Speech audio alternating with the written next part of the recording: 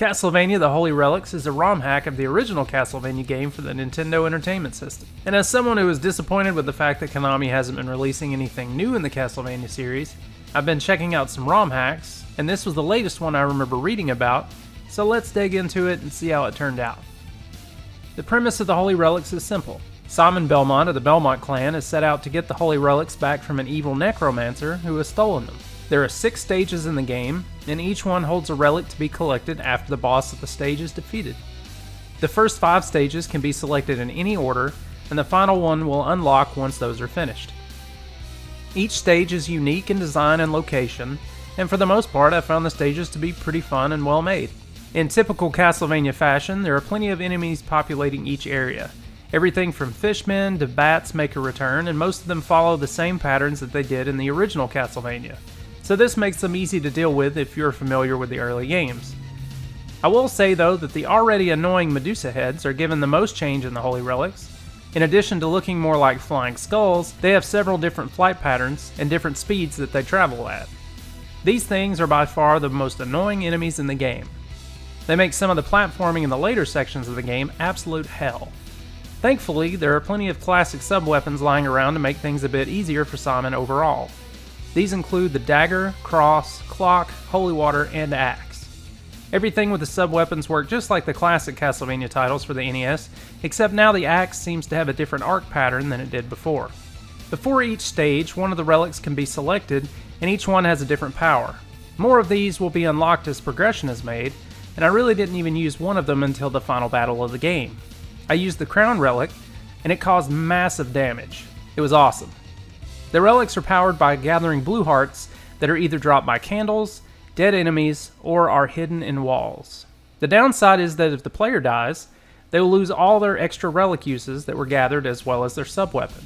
Playing around with the relics and seeing what they can do can make for a lot of replay value with figuring out what the best level order is and which relic works best for each stage and boss. Another interesting addition to the stages harkens back to the old MSX2 days with a Castlevania title known as Vampire Killer. In that game you had to collect keys in order to open doors, and the Holy Relics does the same. This means you can't just rush through each section to get to the end, you really need to explore and find a key in order to progress. I actually like this because it adds a little bit more challenge to the game. Holy Relics' bosses are probably one of the weaker aspects of the game because of their odd appearances and somewhat boring attacks.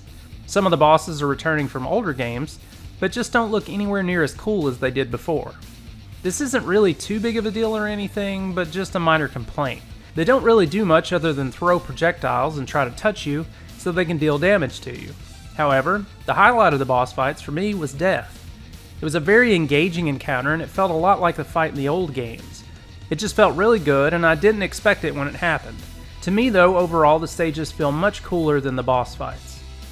The music in the game is a mixture of tracks from the first few Castlevania titles, and they seem to fit the mood of each level really well. I don't have any complaints about the music. The graphics are pretty good, the colors are a little odd at times, but that's possibly because of the NES's limited color palette, and some of the enemies don't look as good as they should, but for the most part I really enjoyed the look of the game. Now for the most part, I really think this is a solid hack.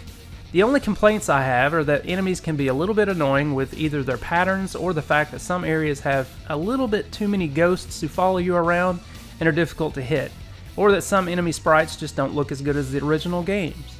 Also that some of the boss fights are a little stale and they look a little bit funky.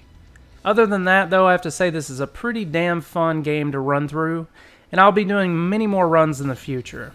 It takes about an hour to go through casually unless you really don't know that much about Castlevania games, then it's going to take a whole lot longer. The Holy Relics has achievements on retroachievements.org, and there are a whopping 90 of them to collect, so there's plenty of replay value that can be added with those. I only unlocked 20 of them with my first playthrough. You can either buy a copy of this online in cart form for the NES, or find the hack on romhacking.net for free. I recommend snagging this if you're a fan of Castlevania. It's totally worth the time to find and play through.